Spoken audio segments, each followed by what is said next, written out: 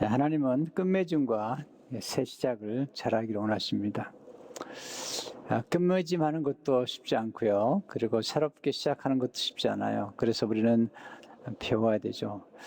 누구한테 배워야 될까요? 끝맺음을 잘하고 새 시작을 잘하는 사람들에게 배워야 됩니다. 오늘 우리가 만나는 룻이란 여인은 끝맺음과 새 시작을 아주 잘했던 여인이죠. 룻의 시어머니 나오미는 룻기 1장에 보면 남편을 잃었습니다. 그리고 두 아들을 잃었습니다. 처절하죠. 남편 잃은 것도 힘든데 두 아들을 잃었습니다. 룻이라는 여인은 젊은 나이에 과부가 됐습니다. 남편이 죽었습니다. 이 두 여인의 인생이 비참하고 참담해 보입니다.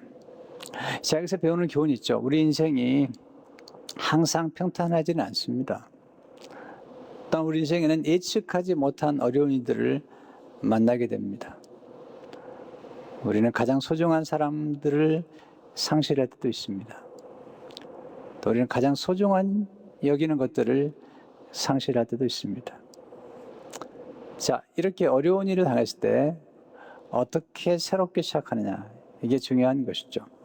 룻은 아주 지혜롭게 인생을 선택하고 또 나오미도 그렇게 선택하죠. 나오미에게 두 며느리가 있었습니다. 오르바란 여인은 모압 백성에게 돌아갔고 모압 사람 성길은 그모스 신에게로 돌아갔습니다. 룻은 선택을 잘했어요. 시어머니를 선택했고 시어머니의 백성을 선택했고 시어머니의 하나님 여호와 하나님을 선택했습니다. 거기서 놀라운 일이 전개가 됩니다. 모압 여인이 구원을 받고 그리고 모압 여인이 세계 선교에 동참하는 선교의 새로운 드라마가 시작됩니다. 자, 여기서 배우는 첫 번째 교훈은 하나님은 비극적인 상황에서도 새롭게 시작하기를 원하십니다. 남편 잃고 두 아들이 잃었습니다. 비극이죠.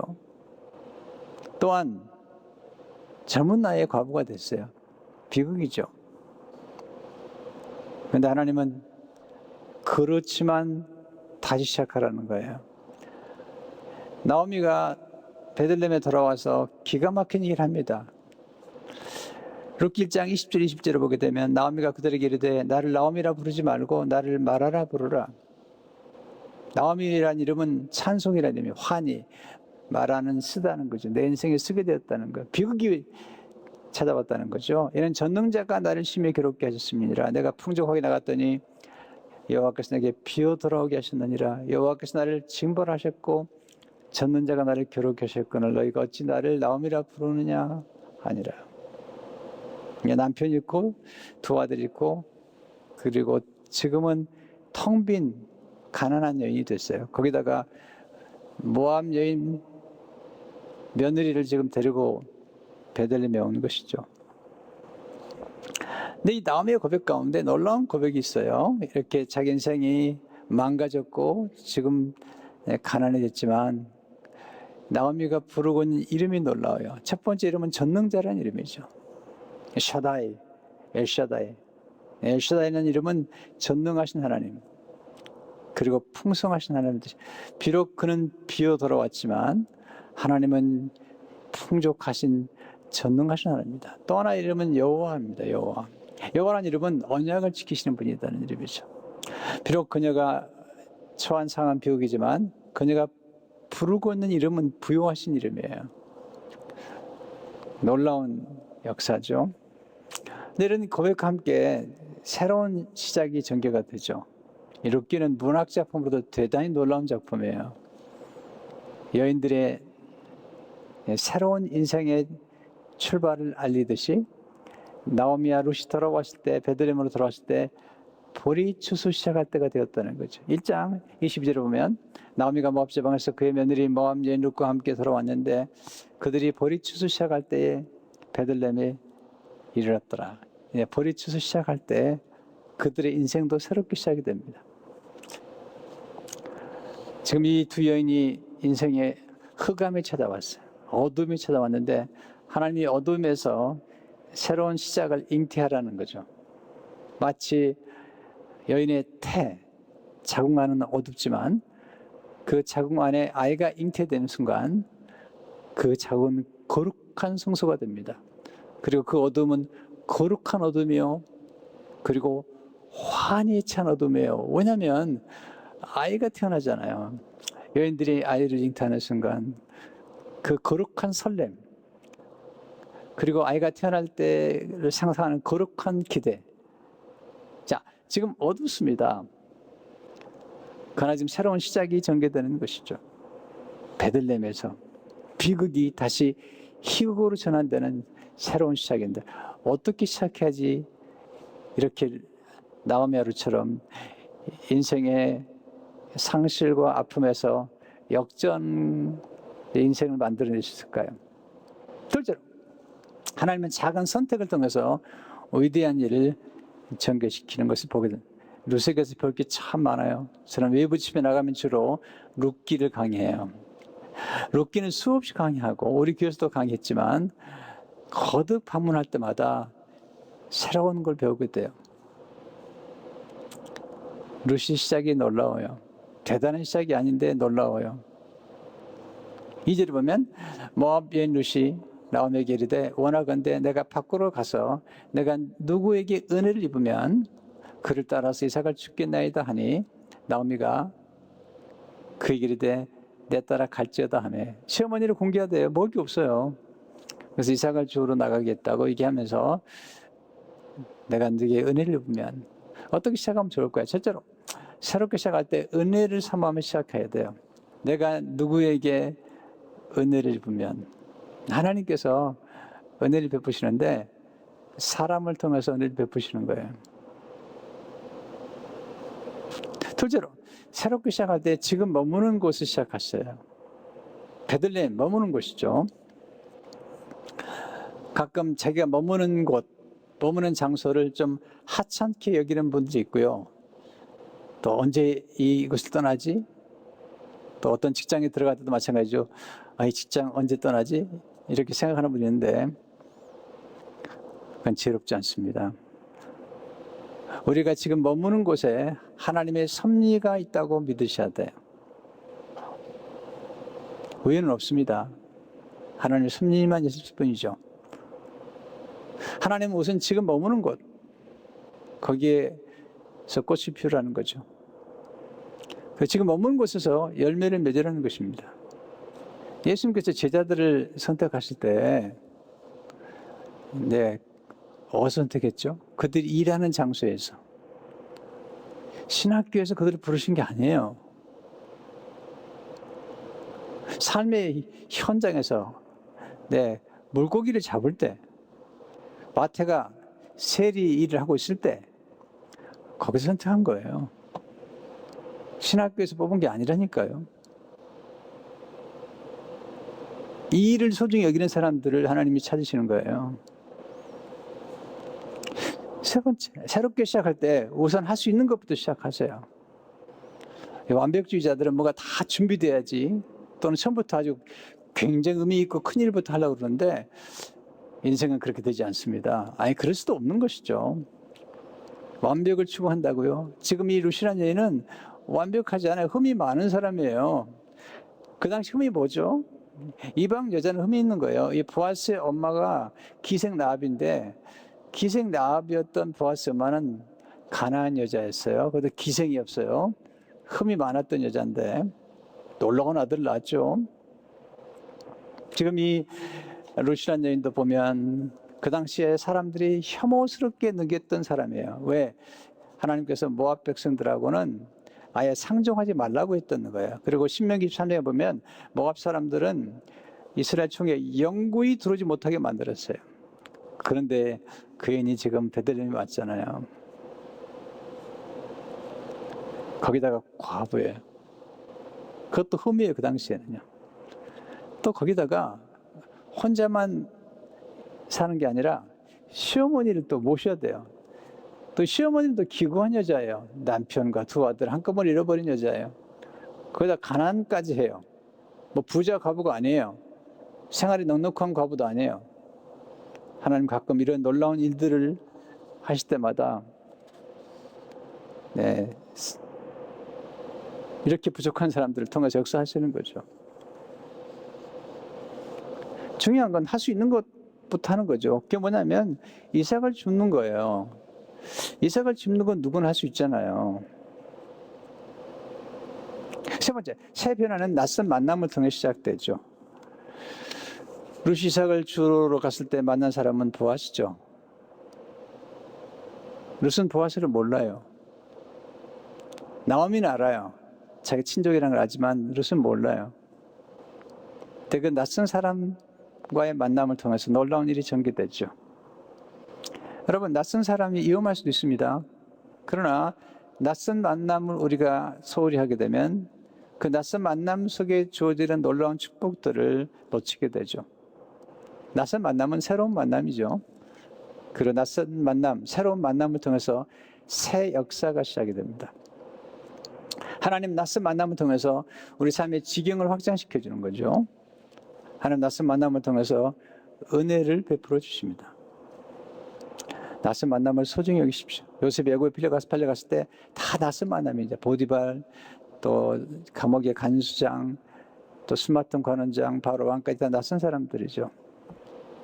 네, 낯선 사람을 통해서 놀라운 은혜가 전개가 되죠. 룻이 보아스를 만났는데 이 보아스가 룻에게 은혜를 베풉니다. 눈에 들어왔어요. 왜? 다른 소녀와 다르게, 다른 일꾼과 다르게 이삭을 주는데 달라요. 눈에 띄는 거죠. 보세요. 작은 일에 최선을 다하게 되면 눈에 띄게 돼 있어요. 그래서 은혜를 베풉니다. 8절 그대로 보면 보아스가 룻에게 이르되 내 딸아 들으라 이삭을 주우러 다른 밭으로 가지 말며 여기서 떠나지 말고 나의 소녀들과 함께 있으라. 그들이 베는 밭을 보고 그들을 따르라. 내가 그 소년들에게 명령하여 너를 건드리지 마라 했느니라. 목이 마르거든 그릇에 가서 소년들이 길어온 것을 마시지니라 하는지라. 네, 작은 은혜예요. 부스러기 은혜입니다. 이삭 계속 주우라는 거예요. 그리고 소년들이 건드리지 못하게 내가 보여주겠다는 거죠. 그리고 소년들이 길러온 물을 마시라는 거죠. 그냥 작은 은혜인데 룻이 참 반응을 잘해요. 자, 보세요. 선택은 한 번만 가지고 아름답게 열매를 맺는 게 아닙니다. 선택이 반복되고 계속 반복되는데, 자, 시어머니의 하나님을 선택한 것도 중요하죠. 또 이삭을 주우러 간 것도 중요하죠. 근데 보아스를 만났을 때 보아스가 베풀어준 은혜에 반응을 하는데 이 반응을 하는 이 선택도 참 잘하는 거죠. 표현도 잘하고요. 10절에 보시면 룻이 엎드려 그를 땅에 대고 절하며 그에게 이르되 나는 이방 여인을 당신이 어찌하여 내게 은혜를 베푸시며 나를 돌보시나이까 하니. 보세요. 이 룻이 자기를 알아요. 자기를 안다는 게 어려운 거예요. 사실요. 우리 아는 것 같지만 자기를 잘 몰라요. 근데 지금 이 룻은 정확하게 알아요. 나는 이방 여자입니다. 네. 또한 저는 나쁜 조건이 있습니다. 저는 남편이 죽었고 저는 과부입니다. 이렇게 자기의 부족함을 드러낼 수 있는 사람은 굉장히 자존감이 강한 사람이에요. 자기의 부족함을 직시하고 자기의 부족함을 솔직하게 드러낼 수 있는 사람은 건강한 사람이에요. 제가 룻기를 많이 공부해봤는데 이스라엘 민족의 전승에 의하면 이 룻이라는 여인은 모압 왕의 공주였다는 거예요. 공주였으니까 자존감이 높죠. 근데 지금 이방 땅에 와가지고 지금 이삭을 죽고 있는 거예요. 그렇지만 공주라는 정체성이 있었던 것 같아요. 자기의 부족함을 솔직하게 얘기할 수 있는 사람, 자기의 연약함을 솔직하게 얘기하는 게 나쁜 게 아닙니다. 우리는 완벽한 사람보다 연약하고 부족한 사람에게 끌리는 거예요. 완벽한 사람은 우리가 관심 가질 필요도 없어요. 알아서 하는데 내 부족해 보이고 연약해 보이면 사람들은요 자기의 부족함을 이렇게 부족하지 않은 것처럼 이렇게 포장을 합니다. 나 괜찮은 사람이라고. 그러면 오히려 그게 마이너스를 가져옵니다. 원리를 배우셔야 됩니다. 연약함과 부족함이 사랑과 긍휼과 자비와 은혜를 끌어오는 거예요. 또한 은혜에 대해 감사를 표현할 때 더 큰 은혜가 임하는 거잖아요. 표현하잖아요. 어찌 내게 은혜를 베푸십니까? 난 이방 여자인데 어떻게 나를 돌보시나이까? 여러분, 좋은 것이 찾아오는 것은 은혜지만 좋은 것이 계속 찾아오게 하는 것은 감사예요. 감사는 받은 은혜를 받았다고 표현하는 것이죠.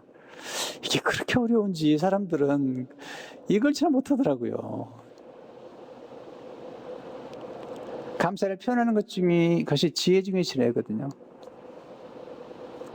보아스가 룻이 감사를 표현할 때 놀라운 말로 룻을 위로해줘요.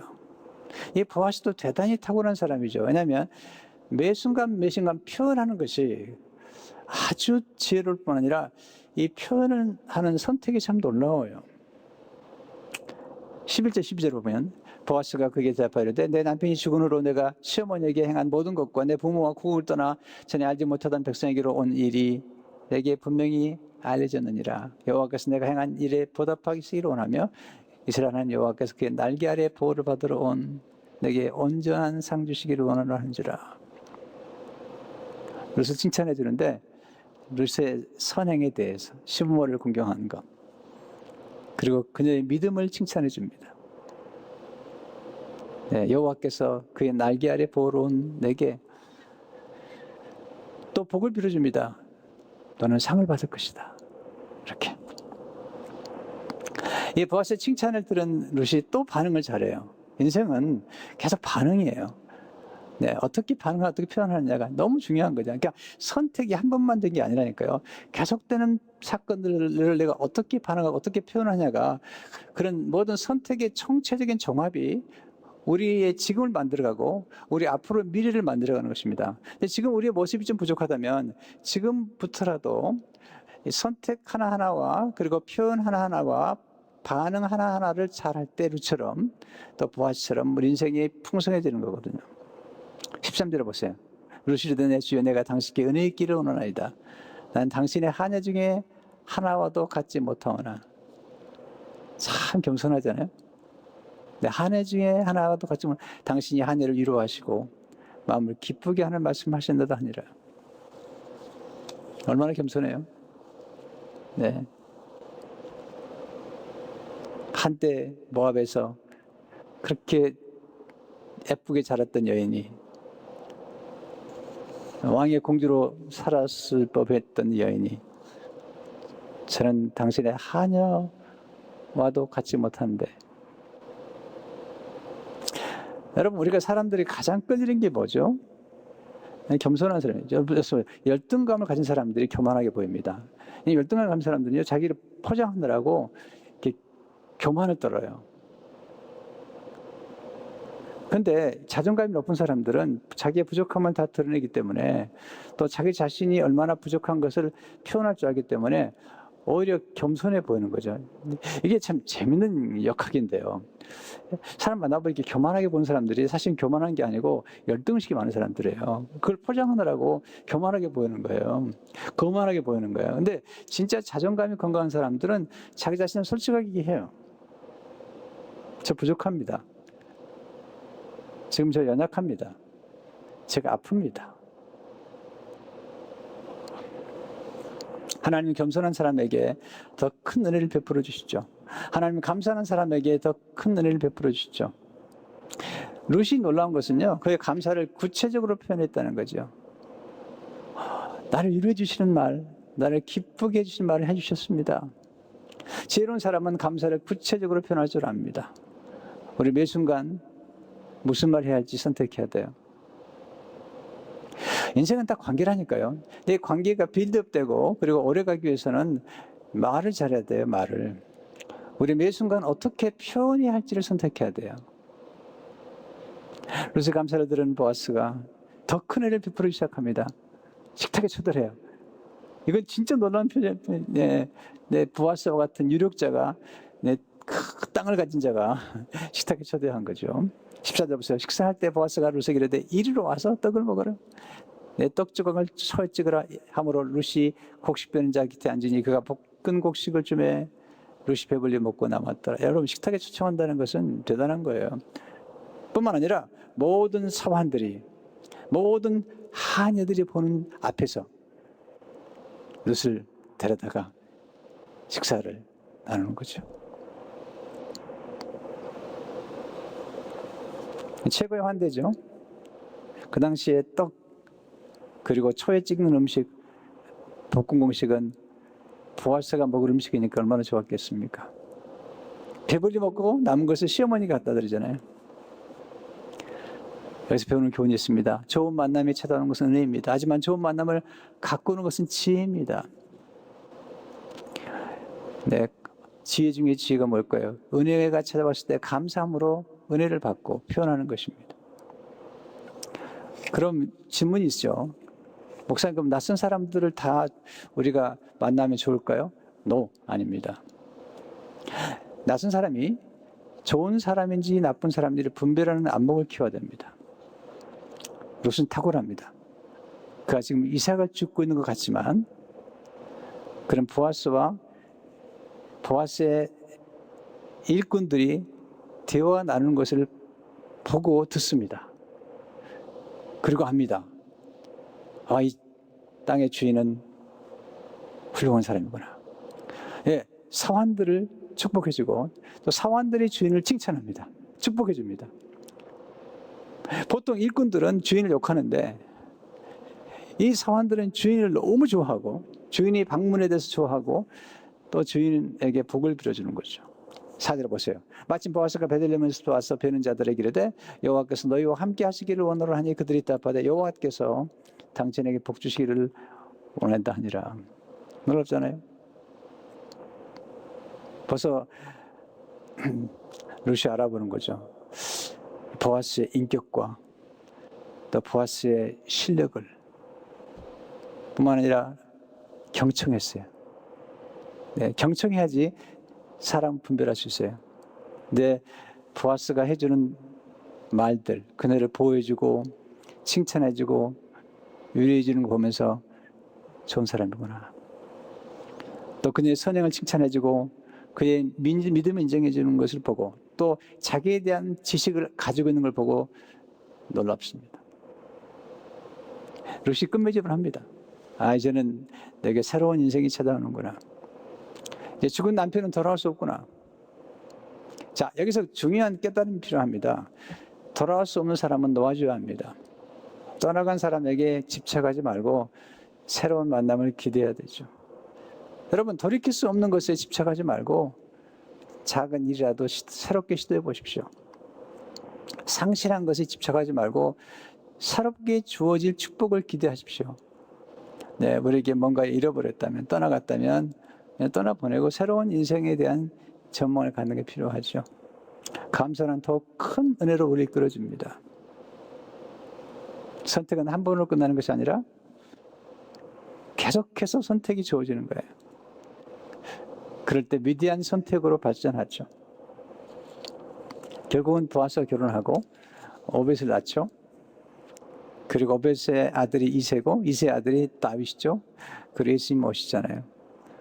이 한 번의 위대한 선택과 그리고 계속되는 작은 선택들을 잘할 때 룻이 이 구속의 드라마의 또 하나의 주인공이 된 거예요.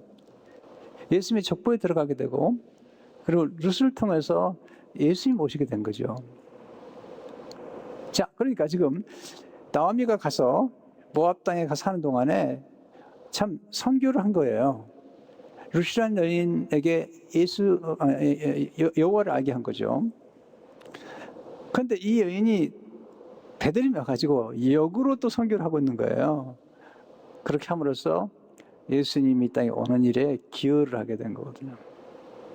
이게 선택과 선교의 드라마의 역사인 것입니다. 앤 아모트라는 유명한 작가가 있습니다.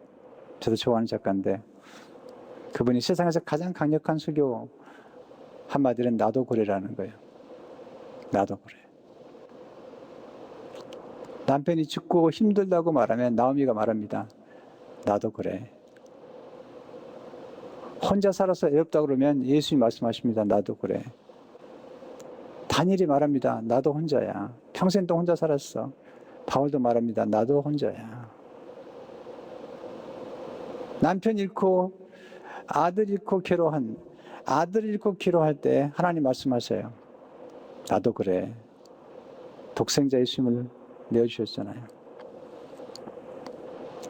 가장 소중한 것들을 상실해버렸다고 괴로워하면, 그리고 가진 것 하나도 없다고 얘기하면 욥이 말합니다. 나도 그래. 근데 거기서 새로운 시작이 시작된 거예요.